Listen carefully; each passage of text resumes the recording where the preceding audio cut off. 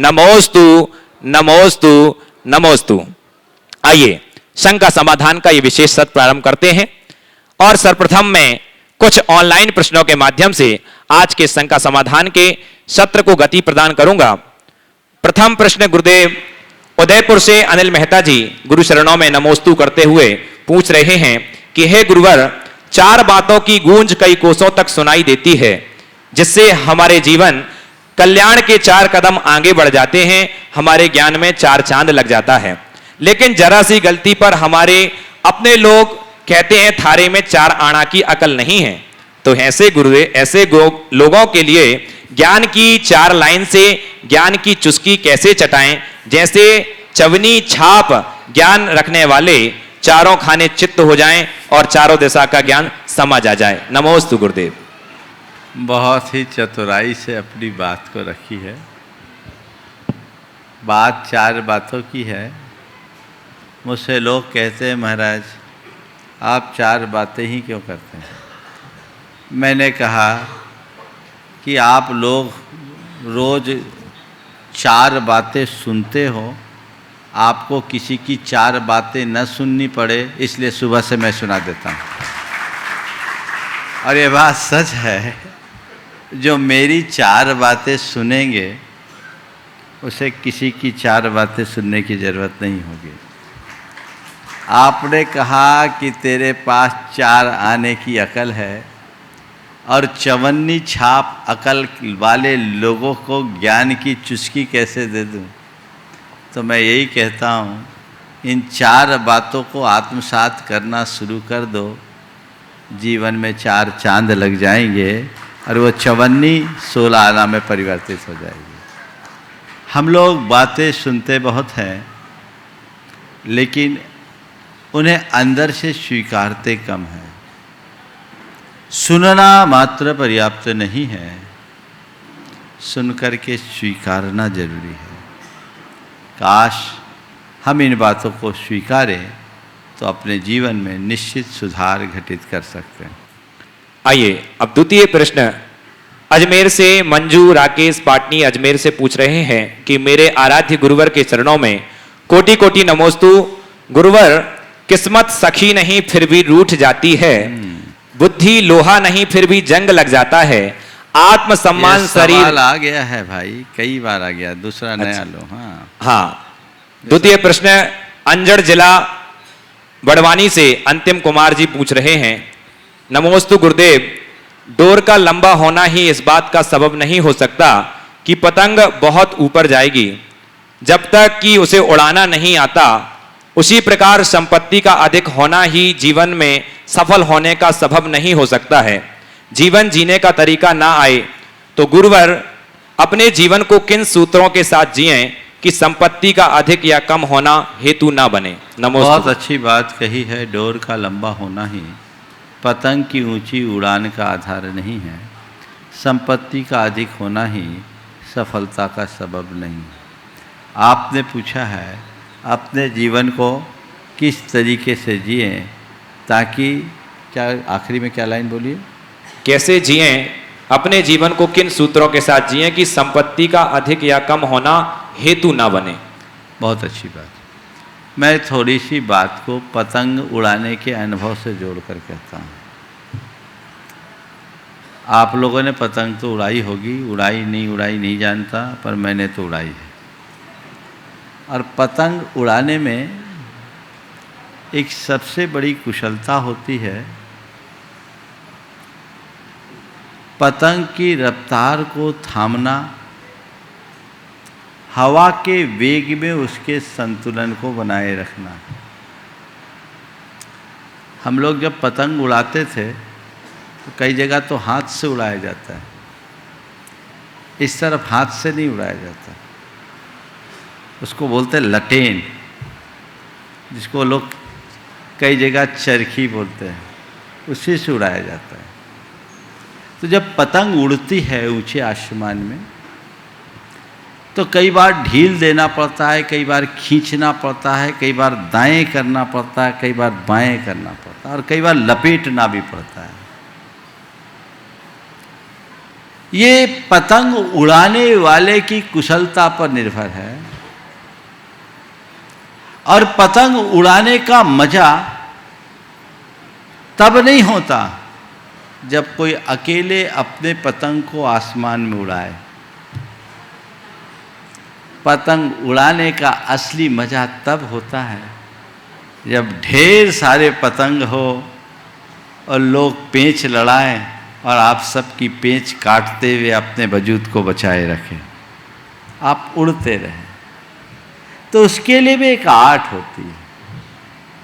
पतंग उड़ा रहे हैं, सामने वाला पेंच लड़ा रहा है, तो उस समय देखना होता था। हम लोग बोलते थे, देखो ये धागा कैसा ढिलव्वल है या खिंचव्वल है, यानी इसमें ढील देना है या खींचना है। अगर ढिलव्वल है तो ढील दे दो और खिंचव्वल है तो खींच लो। बस मैं इससे ही सार संदेश के रूप में एक सूत्र देता हूं। उपलब्धियां हमारी सफलता का प्रतिमान नहीं है। मैं पुनः दोहरा रहा हूं, उपलब्धियां समय हमारी सफलता का प्रतिमान नहीं है। समय के अनुसार स्वयं को ढालने की क्षमता ही हमारी सफलता की पहचान है। समयानुरूप अपने आप को ढालो, देखो क्या स्थिति है, ढिलव्वल है या खिंचव्वल। जब ढील देने का मौका हो तो ढील दे दो, खींचने का मौका है तो खींच लो, घुमाने का मौका है तो घूम जाओ।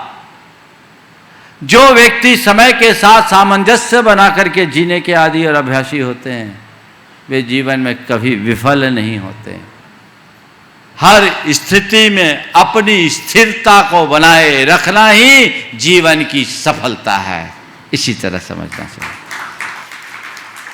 आइए, पार्ले पॉइंट सूरत से अशोक कुमार गांधी जी पूछ रहे हैं, नमोस्तु गुरुवर, देखने में आया है कि अगर कोई मक्खी सब्जी तौलते हुए तराजू पर बैठ जाए तो ज़्यादा कोई फर्क नहीं पड़ता, लेकिन वही मक्खी अगर जौहरी के दुकान में तराजू पर बैठ जाए तो उसकी कीमत 10,000 रुपये हो जाती है।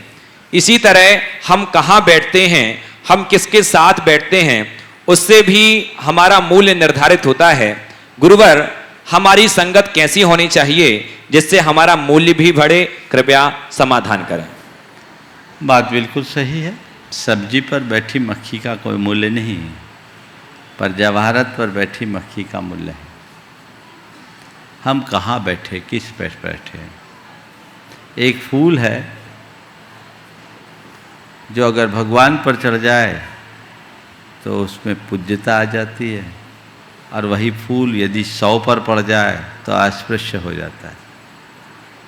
ये उक्ति हमारे देश में चिरंतन काल से चलती आ रही है, जैसी संगत वैसी रंगत। तो मनुष्य को चाहिए कि वो अपनी संगति का ख्याल रखे और अपने से बेहतर के साथ संपर्क रखे ताकि कुछ बेहतर कर सके। अगर ये बात आपके मानस में रहेगी तो जीवन निश्चित सफल होगा। सिलचर से नवीन जैन जी पूछ रहे हैं, नमोस्तु गुरुवर, गुरुदेव, इस जीवन में सबसे अनमोल कहलाती है मुस्कुराहट, जो हर किसी के दिन को, हर किसी के पलों को अनमोल बनाती है। मुस्कुराहट वो दवा है जो हर दर्द को कम करती है। कहते हैं उम्र बढ़ने से मुस्कुराहट नहीं रुकती, पर मुस्कुराहट रुकने से उम्र रुक जाती है। फिर से बोलो। उम्र बढ़ने से मुस्कुराहट नहीं रुकती, हाँ, और ये कह रहे हैं मुस्कुराहट रुकने से जिंदगी जरूर रुक जाती है। हाँ, यही प्रश्न, यही सवाल। हाँ, पूछना क्या चाह रहे हैं? वो पूछना चाहते हैं कि गुरुदेव, हम हमेशा मुस्कुराहट क्यों बनाए रखें हमें, ताकि उम्र बढ़ जाए लेकिन लगे ना कि उम्र बढ़ी हुई है। प्रश्नकर्ता के प्रश्न का भाव, केवल किसी के एक संदेश को उन्होंने पहुंचाया, अच्छी बात है। इसके लिए एक बार उन्हें धन्यवाद दें कि सबको एक अच्छा संदेश दिया। लेकिन मैं लोगों से कहूँगा, औरों के कोटेशन उठा के मत रखो, सवाल रखो।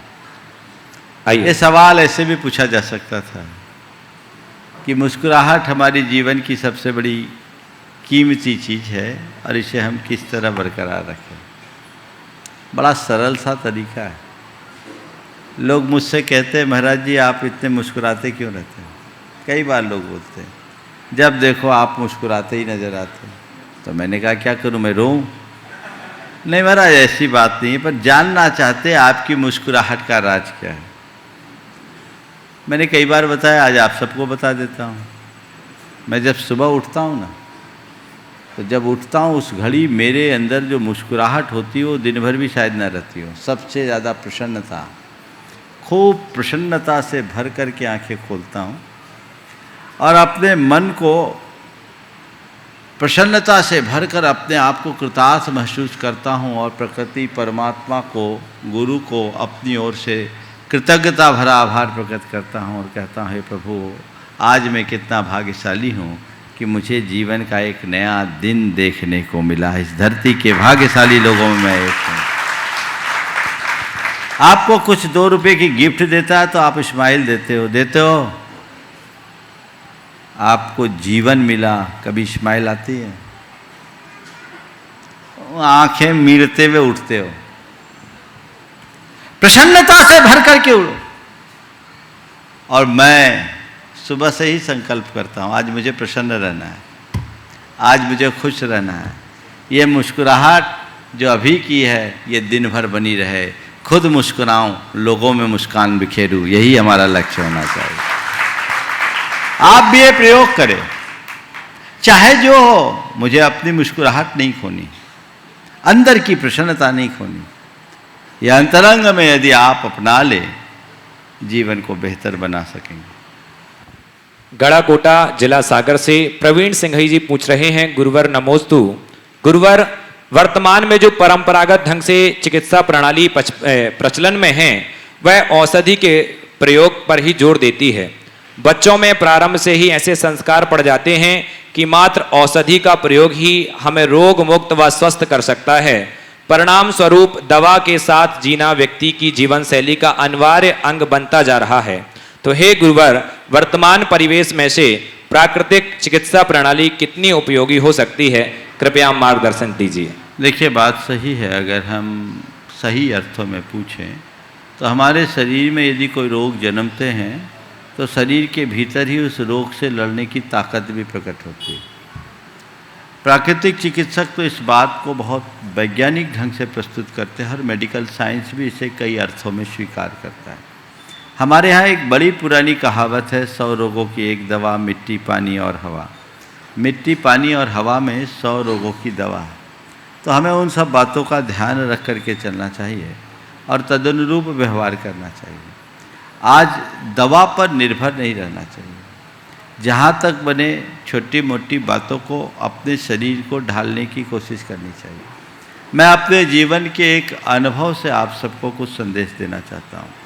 जब मैं संघ में आया, ब्रह्मचारी था, एक वक्त खाना शुरू हो गया। अब उस समय मेरी 17 साल की तो उम्र थी। अब वो हो क्या, गर्मी के दिनों में खाया ही नहीं जाए। 1-2 रोटी खाएं, पेट में वायु भर जाए, पेट तन जाए, न खाया जाए न पिया जाए, और घंटे 2 घंटे बाद हालत लचर हो जाए। तो बल्कि दिन भर सुस्ती बने रहना, कमजोरी महसूस होना। मैंने गुरुदेव से 1-2 बार बताया मुझे ऐसी तकलीफ़ होती है। गुरुदेव ने कहा ठीक है, धीरे धीरे हो जाएगा, ऐसा होता है। फिर एक बार 1985 में, 84 में मैं संघ में आया। 85 में मैंने कहा गुरुदेव, 1986 में जब मैं क्षुल्लक था, हमने कहा गुरुदेव इस वर्ष तो जो हालत मई में होती है वो हालत मार्च में हो गई। बिल्कुल कुछ लिया ही नहीं जाता और बाद में हालत लचर हो जाती। गुरुदेव ने कह दिया मुझे भी होता। आप क्या बोलूं? मन में तो आया, उस समय तो अनुभव नहीं था, परिपक्वता भी नहीं थी, शुरुआत थी कि हम मरे जा रहे हैं पर यहाँ सुनवाई नहीं है। ठीक है, अब गुरुजी कह रहे हैं तो कुछ करना नहीं। लेकिन आज मैं सोचता हूँ ऐसा करके गुरुदेव ने मुझ पर बड़ा उपकार किया। क्या उपकार किया? कि दवा न लेने से हमारा शरीर ढल गया। और आज ये है, कितनी भी प्रचंड गर्मी हो, बिहार हो, कार्यक्रमों की व्यस्तता हो, आहार पानी में हमारा कोई खास फर्क नहीं पड़ता, हमारी चर्या सहज चलती है। अगर उन दिनों गुरुजी ने हमें दवा दिला दी होती तो आज भी मुझे दवाई खानी पड़ती। तो छोटी छोटी बातों में दवाइयाँ लेने की आदत से बचना चाहिए। घरेलू नुस्खे से अपने आप को ठीक करना चाहिए। हाँ, जहाँ जीवन मरण का सवाल हो वहाँ मेडिकल एड लेने में बिल्कुल देर नहीं करनी चाहिए। बीमारी यदि संक्रामक हो तो तत्क्षण उसका इलाज करना चाहिए। पर छींक आई नहीं और डॉक्टर के पास गए तो जिंदगी भर बीमारी बने रहोगे, स्वस्थ नहीं होगे। और अब तो बहुत से ऐसी पद्धतियाँ विकसित हुई है। भारत में एक बहुत अच्छी पद्धति विकसित हुई है, न्यूरोथेरेपी। न्यूरोथेरेपी एक ऐसी पद्धति है जिसमें जीरो मेडिसिन है। उस पद्धति में आपके शरीर को वो अलग अलग प्रेशर देकर, कहीं मसाज देकर अपने ग्लैंड्स को स्टिमुलेट करते हैं और शरीर में होने वाले रसायनों की कमी की पूर्ति करते हैं और रोगी को ठीक कर देते हैं। कई में तो बड़ा अचूक असर होता है। जिनको पोस्ट कोविड इफेक्ट है उनको तो बहुत अच्छा परिणाम है। और आप सबको जानकारी में दे रहा हूँ, अभी सार्वजनिक नहीं किया था लेकिन आज प्रसंग आ गया तो मैं सोच रहा दे देना चाहिए।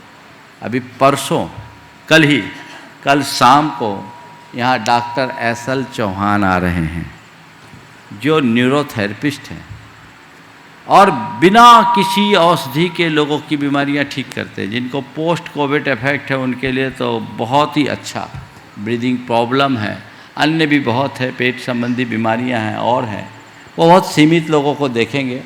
लेकिन ऐसे कोई बहुत गंभीर ऐसे कोई बीमारी वाले हों तो यहाँ संपर्क करें। कुछ लोगों को रिकमेंड किया जा सकता है और वो यहाँ आ रहे हैं, वो इसी भाव से आ रहे हैं। अच्छा लाभ है, पहले भी लोगों ने हमारे पास उनको देखा है। तो इस तरह के चिकित्सा पर विश्वास होना चाहिए, इन्हें प्रोत्साहित करना चाहिए। न्यूरोथेरेपी, न्यूरोलॉजी नहीं, न्यूरोफिजिशियन नहीं, न्यूरोथेरेपी। तो ये न्यूरोथेरेपी एक अलग थेरेपी और बड़ी वैज्ञानिक है। इसका बहुत असर पड़ता है, स्पॉन्डिलाइटिस आदि में भी बहुत आराम मिलता है।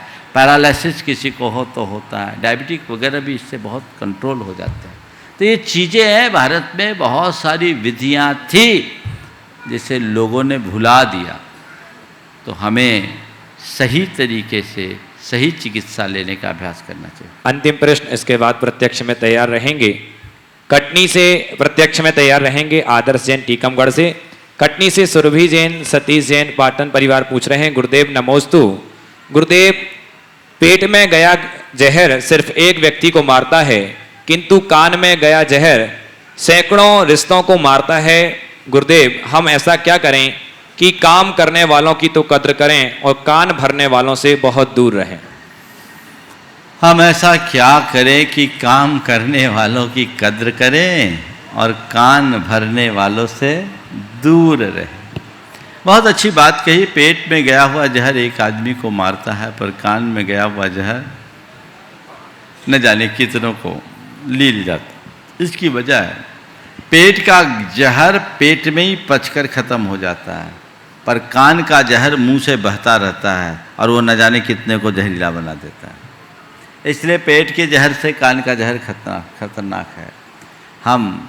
आपने कहा पेट भरने वालों की कद्र करें और कान भरने वालों से दूर रहें। इसके लिए क्या करें? पहचान हो, कौन पेट भरने वाला है और कौन कान भरने वाला है, समझ में आ जाता है।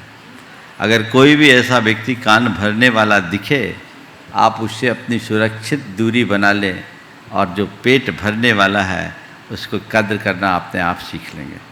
आइए, प्रत्यक्ष में आदर्श जैन टीकमगढ़ से हैं, उसके बाद तैयार रहेंगे पलक जैन अशोक नगर। नमस्तु नमस्तु नमस्तु महाराज। मेरे परिवार की ओर से सकल जैन समाज टीकमगढ़ की ओर से नमस्तु नमस्तु। मेरा प्रश्न यह है महाराज जी कि दिल और दिमाग में जो विचार आते हैं उनको नहीं मानना चाहिए, आत्मा के विचारों को ही मानना चाहिए। तो ये कैसे समझें हम कि आत्मा के विचार हैं? अभी पहले आत्मा को तो मानो, फिर आत्मा के विचार मानना। अभी तक तो लोग दिल और दिमाग की बात करते थे। आत्मा की जब तक समझ न हो तब तक व्यक्ति आत्मा की बात मान ही नहीं सकता। और आत्मा की समझ को विकसित करने के लिए व्यक्ति को नित्य आत्मा की भावना भाने की जरूरत है, तब जीवन में संतुलन। आइए पलक जैन अशोकनगर से, उसके बाद तैयार रहेंगे श्री मनीष जी बड़जात्या। नमोस्तु गुरुवर। गुरुवर, मेरी माँ सिर्फ 2 कार्य करते हुए ही अपना कल्याण करना चाहती हैं। पहला धर्म ध्यान और दूसरा कर्तव्य। हाँ, दूसरा कर्तव्य। हाँ, बच्चे बोलते हैं तो हाँ, दादी बाबूजी बोलती हैं तो हाँ, मतलब जो भी बोले सिर्फ हाँ, ना ही वो ना करती हैं और ना करने देती हैं। पर गुरुवर, इस हाँ की क्या सीमा है? शंका का समाधान करें। अपनी माँ से ही पूछ लो। थोड़ा सा सोचो, माँ यहाँ है क्या? हाँ। खाली कर दो थोड़ा, देखे कहाँ है। हाँ में जो मजा है वो ना में नहीं है। और थोड़ा सोचो कि तुम्हारी बातों में तुम्हारी माँ यदि ना करने लगे तो क्या होगा। मनुष्य को सकारात्मक होना चाहिए। हाँ, अच्छे कार्यों में हाँ और बुरे कार्यों में ना न कर सको तो तटस्थ हो जाना चाहिए। अब मैं समझता हूँ जो व्यक्ति व्यर्थ की टोका टाकी नहीं करते, उन व्यक्तियों को ज़्यादा कहने की भी ज़रूरत नहीं पड़ती। जीवन में सकारात्मकता बना के ही रहना चाहिए। नमोस्तु जी गुरुवर। जी, दिलीप जैन पृथ्वीपुर। नमोस्तु नमोस्तु नमोस्तु। मुनिश्री, जैसे समय शिखर जी पावन माटी अभी राम जन्मभूमि मंदिर निर्माण के लिए भी गई थी और मंदिरों के लिए भी नींव में डालते हैं, तो क्या अपन घर की नींव में भी डाल सकते हैं क्या? शंका का समाधान करें महाराज। देखिए, कुछ लोग डालते हैं। अब ये तीर्थ क्षेत्र है, पवित्र भूमि है।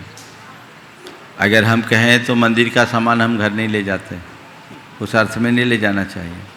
पर भावनात्मक दृष्टि से कोई ले जाते हैं तो मेरी दृष्टि से गलत नहीं है। पर जब भी यहाँ की मिट्टी ले जाओ तो यहाँ की मिट्टी के लिए कुछ करके जाओ। नमोस्तु महाराज। श्री विद्यासागर दिव्य घोष कर्रापुर सागर के सदस्य आएंगे और उसके बाद तैयार रहेंगे श्रीमती पद्मा जैन सिंघई लखनादौन।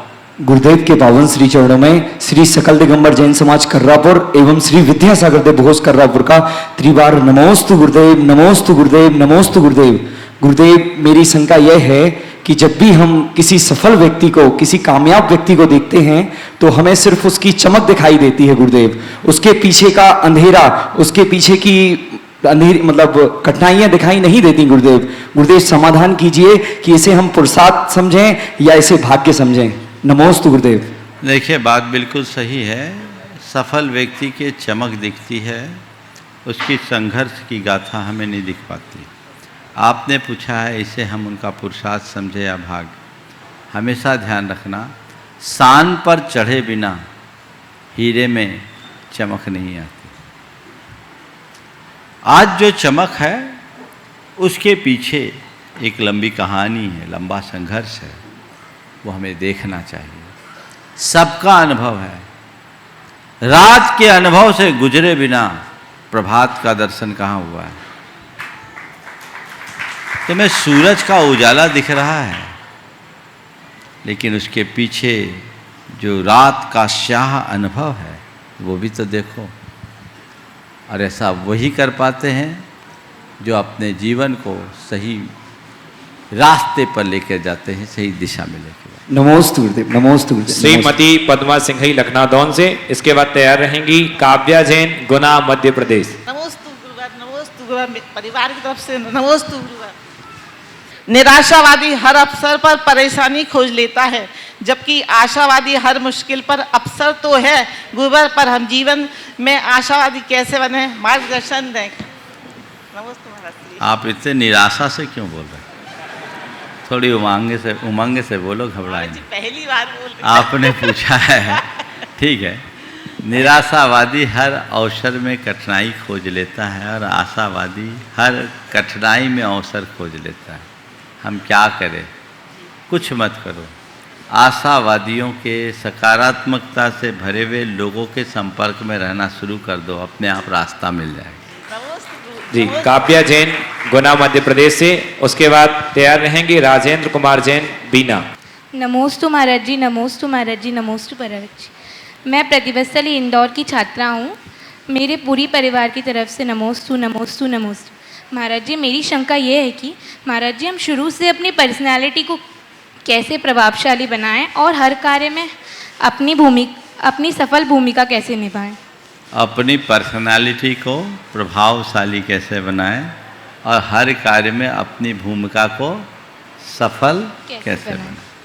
देखिए, पर्सनालिटी को प्रभावशाली बनाए नहीं, अपने भीतर एक प्रभावशाली व्यक्तित्व को जन्म दें। लोग प्रभावशाली बनना चाहते हैं और एक प्रभावशाली बनने का मतलब है लोगों के बीच अच्छा दिखना। मैं कहता हूँ, लोगों के बीच अच्छा दिखना हमारे प्रभावशाली होने का प्रमाण नहीं है।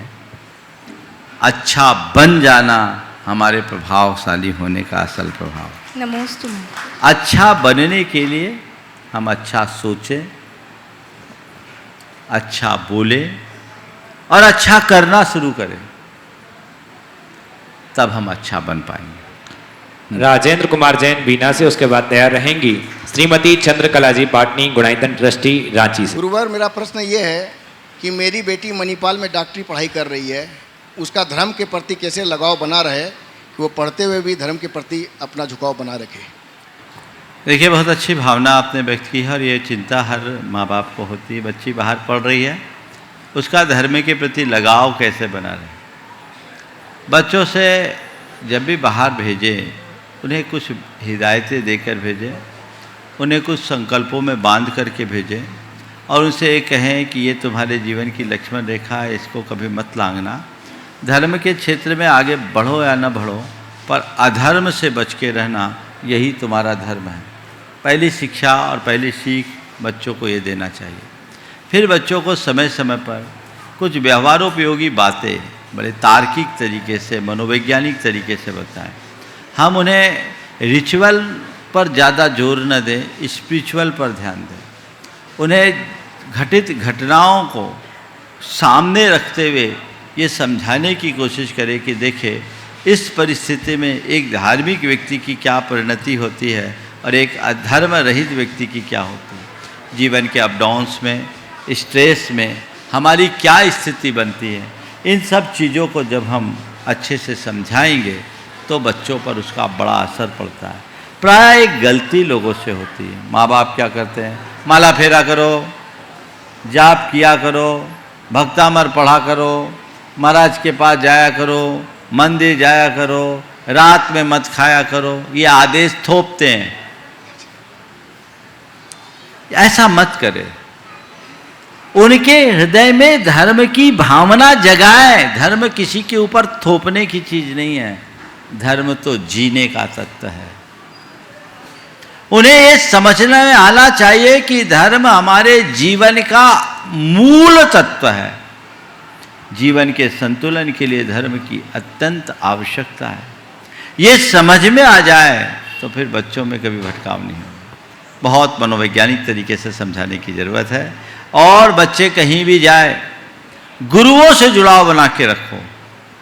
जो बच्चे गुरुओं से जुड़ जाते हैं वो 7 समुंदर पार रह कर के भी संस्कारों की ज्योत को अमिट रखते हैं, और जो नहीं जुड़ते हैं वो भटक जाते हैं। इसलिए जुड़ाव बनाए रखना आप सबकी जिम्मेदारी। श्रीमती चंद्रकला जी वाटनी, गुणायतन ट्रस्टी, गुणायतन। उसके बाद तैयार रहेंगी सगुन दीदी सागर। रांची वालों की तरफ से और मेरी तरफ से नमोस्तु महाराज श्री।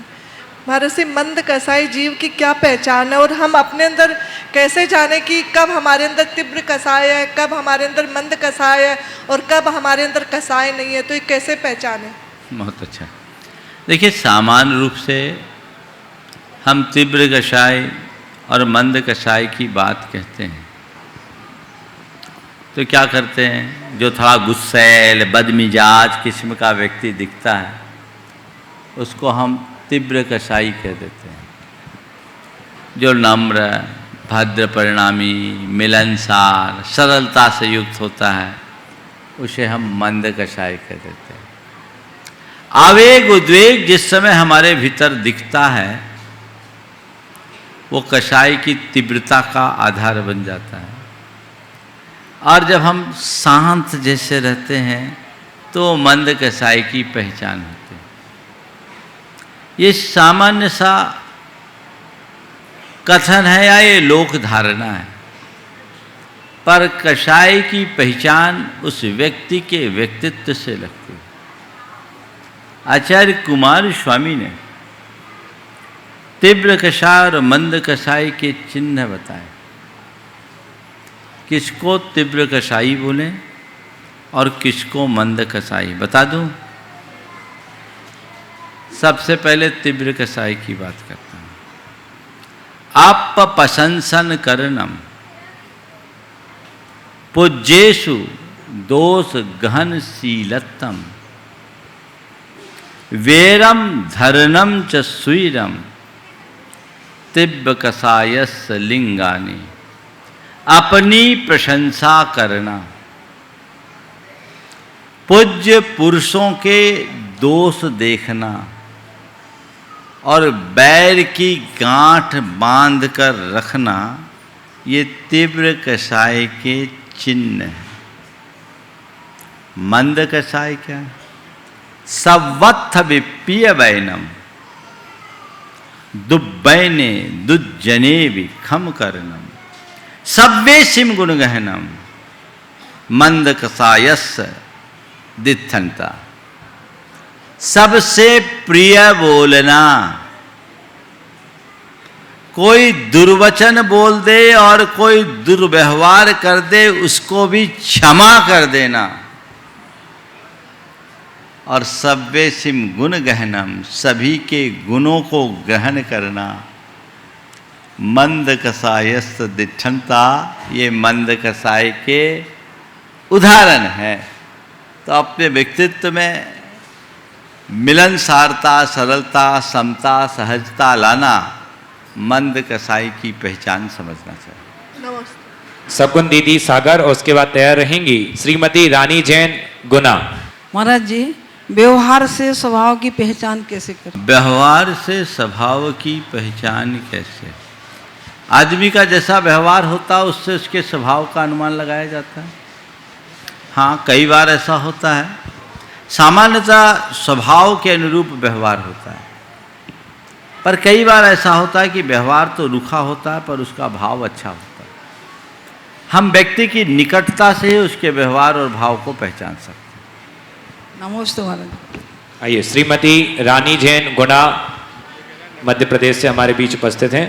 उसके बाद तैयार रहेंगी वंदना जैन यूएस। महाराज श्री नमोस्तु महाराज श्री। मेरे और मेरे परिवार की तरफ से आपको त्रिवार नमोस्तु। महाराज जी, मैं अपने भावना योग का ये एक्सपीरियंस सब इस मंच से सबके सामने शेयर करना चाहती हूँ। मुझे बहुत जोर से सर्वाइकल का दोनों हाथों में दर्द हुआ, तो मैंने पहले 21 दिन भावना योग किया तो मुझे थोड़ा सा आराम लगा। मैंने पूरा 3 महीने किया, मेरा दर्द आज बिल्कुल गायब है। फिर थोड़े दिन बाद मेरे चढ़ने में, सीढ़ियों में, पेड़ों में दर्द होने लगा, घुटने से घुटना मोड़ते हुए नहीं बना। फिर मैंने दोबारा से भावना योग चालू किया और पेट में मुझे 15 साल से बहुत प्रॉब्लम थी कब्जे की। आज मुझे कोई भी प्रॉब्लम नहीं है, मैं पूरी तरह स्वस्थ हूँ। मैंने बहुत अच्छे से शिखर जी की वंदना की, कल फिर वंदना के लिए जाऊँगी। बस मेरा आपसे एक ही प्रश्न है कि मैं भावना योग करते हुए अपनी भावनाओं की विशुद्धि को कैसे बढ़ाऊं, क्योंकि मेरे जीवन में बहुत सकारात्मक परिवर्तन भावना योग करने से हुआ है। नमस्ते। देखिए, बहुत अच्छी बात है, आपने भावना योग से अपने शरीर और अपने मन में होने वाले परिवर्तन को यहाँ सबके बीच रखा है। ये होना चाहिए। बहुत अच्छा आपने कहा, अपनी विशुद्धि को कैसे बढ़ाऊं। भावना योग करते रहिए, विशुद्धि क्या शुद्धि भी हो जाएगी, तन की भी, मन की भी और चेतन की भी। एक बात मैं आप सबसे कहूँगा, ऐसा अभी इन्होंने अपने भाव व्यक्त किए, इस तरह के हजारों लोगों के अनुभव है और ये बात लोगों तक जानी चाहिए। कोई भी अच्छी चीज़ अगर आपको मिली है तो आपका ये कर्तव्य होता है कि इसे हम अधिक से अधिक लोगों तक पहुँचाएं। तो जिन लोगों ने भी पिछले दिनों में भावना योग करके अपने जीवन में किसी भी प्रकार का बदलाव अनुभव किया है, वे अपने अनुभव जरूर भेजें। जैसा आपको कल से मंच से कहा गया, वो इसके माध्यम से विश्व पटल पर रखी जा सकेगी, लोग समझेंगे, उसका एक तथ्यात्मक दस्तावेज तैयार होगा, एक अध्ययन होगा और वैज्ञानिक तरीके से उसे प्रस्तुत किया जा सकेगा। बहुत सारे चिकित्सक भी इस पर प्रयोग कर रहे हैं, वो अपने क्लिनिकल एक्सपीरियंस के साथ बहुत सारे एक्सपेरिमेंट भी कर रहे हैं, वो सारे रिपोर्ट्स मेरे पास आने वाले भी हैं। तो मैं चाहता हूँ एक ऐसी पुस्तक पूरे विश्व को दी जाए जिसे देखकर लोग भावना योग की उपादेयता को न केवल समझे अपितु उसे आत्मसात करके उसे जनोपयोगी बनाने में भी प्रयासरत रहे। तो आप सबसे पुनः कहना है, जो लोग भी भावना योग का कोई भी अनुभव है, आज 1 सितंबर है, 10 सितंबर तक अपने अनुभव भेजे, लिख कर भेजे। आप भी अपने अनुभव को कुछ शब्दों में लिख दें तो ज़्यादा प्रामाणिक होगा। बहुत सारी लिखना हाँ? अभी तो बहुत कम बताया मेरे को, बहुत हाँ बस ठीक है, जितना हो लिख के दे दें, यहाँ तो समय की सीमा है। और जितने लोग सुन रहे हैं, ये मैसेज आप लोगों तक पहुँचाएं और इस अनुभव को सबके बीच साझा करें ताकि एक अच्छी प्रेरणा लोगों को मिल सके। आइए नमोस्तु महाराज श्री, नमोस्तु महाराज श्री, नमोस्तु अगले महाराज प्रश्न श्री। वंदना जैन यूएसए से हमारे बीच, उसके बाद तैयार रहेंगे श्री अमन जैन अशोक नगर। हम सबके अनंत उपकारी भावना योग प्रणेता गुरुवर के चरणों में कोटि कोटि नमन। गुरुदेव, हम बीना मध्य प्रदेश से हमारे नगर की बेटी सोनल दीदी भावना योग पर रिसर्च कर रही हैं, जिसे हम पिछले 4 माह से लगातार ऑनलाइन अटेंड कर रहे हैं। उसी के परिणाम स्वरूप आज हम इस पावन भूमि पर आ सके। गुरुदेव, हम इस भावना योग को एक एक्सपेरिमेंटल स्टडी का रूप देना चाह रहे हैं, अर्थात हमको इसको और प्रभावी ढंग से कैसे करें जिससे भावना योग जन जन तक पहुंचकर प्रभावी बन सके। कृपया मार्गदर्शन दें। बहुत अच्छी बात है, आपकी सोनल बहन जी ये काम कर रही है, मुझे जानकारी है, वो अपना काम करते रहे और इसकी पूरी तथ्यात्मक जानकारी यहाँ दे, समय पर उसको बताया जाएगा।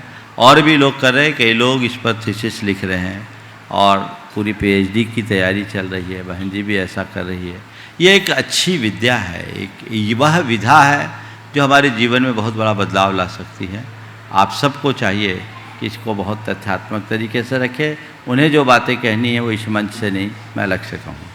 चलिए, वंदना जैन यूएसए से, उसके बाद तैयार रहेंगे अमन जैन अशोक नगर।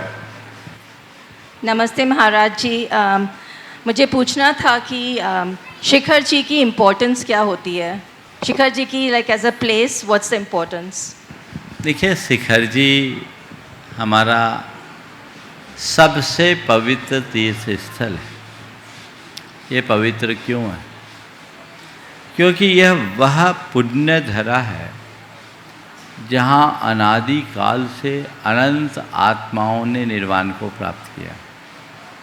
हमारे प्रत्येक काल के 24 के सभी तीर्थंकरों का निर्वाण इसी स्थान से हुआ। वर्तमान में 24 में से 20 तीर्थंकरों की निर्वाण स्थली होने के कारण इसका अपने आप में महात्म्य बढ़ जाता है और उन तीर्थंकरों के अतिरिक्त अनंत महान आत्माओं ने यहाँ से मुक्ति को पाया। तो ये सिद्ध निषीध का है। निषीध का वह स्थल जहाँ से हमें अच्छी प्रेरणा मिले। आपने अभी शायद वंदना नहीं की, जीवन में पहले की हो, कभी की है कि नहीं की? इससे पहले की? मैं 5 साल की थी। तो शायद उसकी स्मृतियाँ नहीं होगी। आप ऊपर जाएंगे तो आपको समझ में आएगा इस भूमि का पुण्य प्रभाव क्या है। मुझे जानकारी मिली है आपने एवरेस्ट की चढ़ाई भी चढ़ी है ना? एक बार करतल ध्वनि से इनका स्वागत करें। इन्होंने एवरेस्ट की चढ़ाई चढ़ी है और अनेक एडवेंचरस एक्सपीरियंस इनके हैं। पर मैं चाहूँगा कि कल वंदना करने के बाद आप अपना एक्सपीरियंस यहाँ लोगों के बीच शेयर करो कि एवरेस्ट और सम्मेद शिखर में क्या अंतर है। मैं नहीं चाहता कि आज आपको मैं सम्मेद शिखर के महात्म्य की बात कहूँ। मैं चाहता हूँ कि आप कल खुद अपने मुख से अपना अनुभव बताएं ताकि लोगों को महात्मा का अंश। थैंक यू महाराज जी, थैंक यू। अपने आप पता लगेगा। आप जाइए, मेरी शुभाशंसाएं हैं, पूर्ण आनंद के साथ वंदना करके लौटिए, वो आपके जीवन के लिए एक अपूर्व उपलब्धि हो। थैंक यू महाराज जी। अमन जैन अशोक नगर से, उसके बाद तैयार रहेंगे दिनेश कुमार जैन पृथ्वीपुर। नमोस्तु महाराज श्री, नमोस्तु महाराज श्री, नमोस्तु महाराज श्री। महाराज श्री, लकीर जो हाथ पे निखरी तो किस्मत बयां कर गई। क्या मुकम्मल वे नहीं जिनके कर नहीं है? और हमसे उनसे सबके रिश्ते तो हैं, फिर क्या सितम जो उनके घर रोशन नहीं है। बहुत अच्छी पंक्तियां हैं, जिनकी भी ये पंक्तियां हैं। मेरी पूछना क्या चाह रहे हो? महाराज श्री, हाँ। आज के इस युग में जहाँ हम अहिंसा दया की भाव बताते हैं और सबको सीख भी देते हैं उस करने के लिए, फिर भी कुछ लोग ऐसे हैं जो असहाय लोगों के प्रति, गरीब लोगों के प्रति, जो शारीरिक कुछ समस्या है उनके प्रति अपना हीन भाव रखते हैं, दृष्टि खराब रखते हैं, उनसे उनका बिहेवियर उनके प्रति अच्छा नहीं रहता, तो उनकी लाइफ पे क्या दुष्परिणाम पड़ेगा और उसको कैसे चेंज कर सकते हैं कि वो उनसे भी अच्छा नेचर करें? देखिए, बात ऐसी है कि धार्मिक होना अलग है और संवेदनशील होना अलग है। बहुत सारे लोग हैं जो धार्मिक तो हैं पर उनके अंदर जैसी संवेदनशीलता होनी चाहिए वो नहीं दिखती, और संवेदनशील हुए बिना सच्चे अर्थों में धार्मिक होने का कोई अर्थ नहीं होता। जैसे सूखी धरती पर बोया गया बीज अंकुरित नहीं होता, उसी तरह संवेदनहीन मनुष्य के हृदय में धर्म का अंकुरण नहीं होता। हमें चाहिए कि हम अपने अंदर की संवेदना को जागृत करें, तदनुसार अपनी प्रवृत्ति करें। तो संवेदनशीलता को बढ़ाने का हमारा पूर्ण प्रयास होना चाहिए, और वह बढ़ेगी तो हमारे जीवन का पथ प्रशस्त होगा।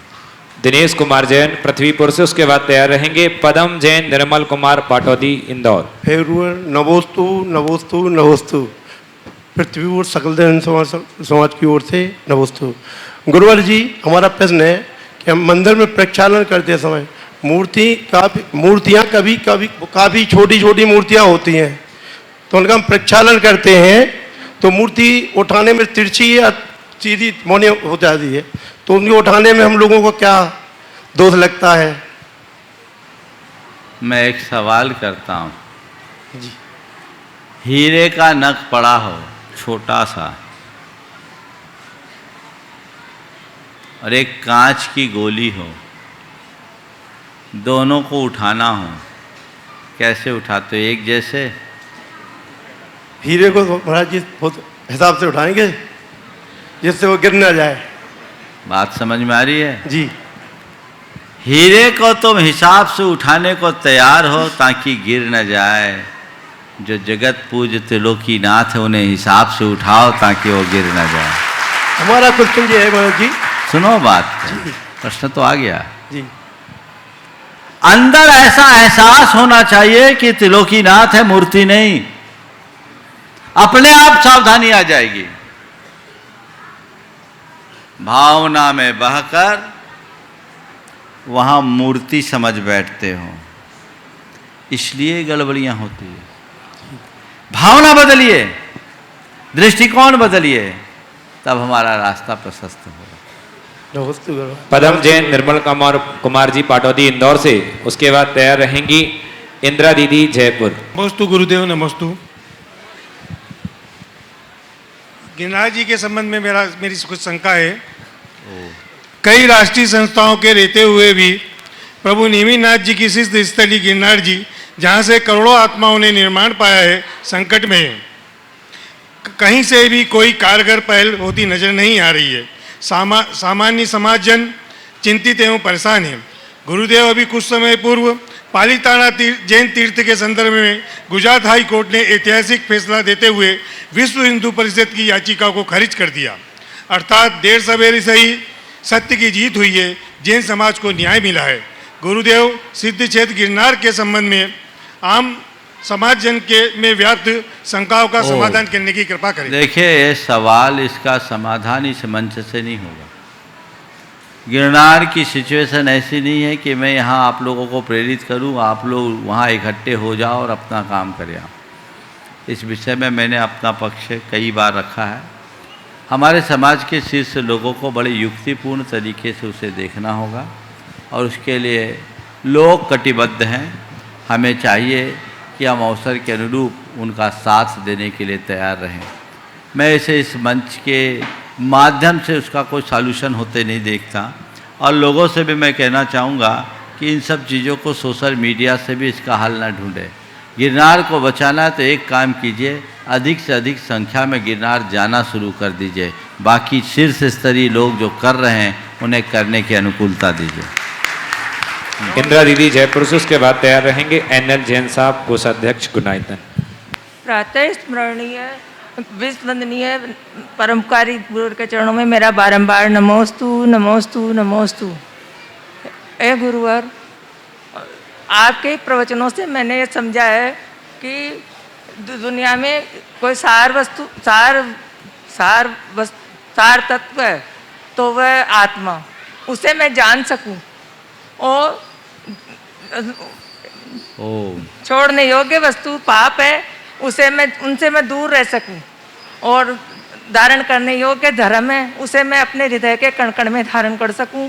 उसके लिए मुझे कोई सूत्र दीजिए। बस जो रोज बोल रहा हूँ उसको अपना लीजिए। इस प्रकार आज के सत्र को परम पूज्य गुरुदेव के चरणों में नमन अर्पित करते हुए यहीं पर विराम। बोलिए परम पूज्य आचार्य गुरुवर श्री विद्यासागर जी।